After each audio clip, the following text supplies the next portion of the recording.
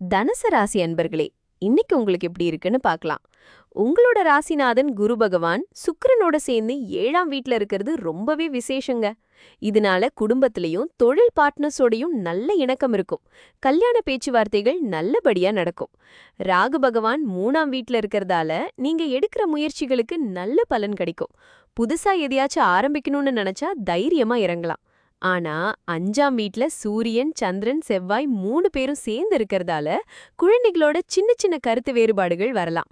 முக்கியமான முடிவுகள் எடுக்கிறதுல கொஞ்சம் குழப்பம் இருக்கலாம். மனசுல ஒரு சின்ன சலனம் இருக்க வாய்ப்பிருக்கு. 6ஆம் வீட்ல அஸ்தங்க நிலையில இருக்கிற புதன் சின்னதா உடல்நல குறைபாடுகளையோ கடன் விஷயத்துல சில சங்கடங்களையோ தரலாம். கொஞ்சம் கவனமா இருங்க. 4ஆம் வீட்ல இருக்கிற சனி பகவான் வீடு, வண்டி விஷயங்கள்ல கொஞ்சம் தாமதத்தை ஏற்படுத்தலாம். 9ஆம் வீட்ல கேது இருக்கிறதுனால அப்பா வழியில உறவுகள்ல சில சிக்கல்கள் வரலாம்.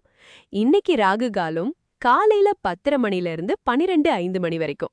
இந்த நேரத்துல முக்கியமான பேச்சுவார்த்தைகள், புதுசா எந்த ஒப்பந்தமும் போடுறத தவிர்ப்பது நல்லது.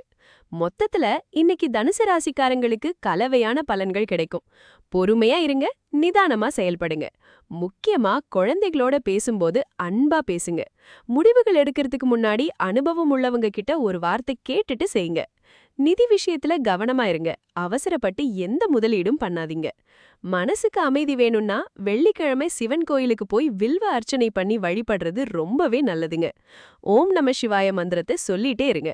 நல்லதே நடக்கும். நாளைக்கு சந்திக்கலாம்.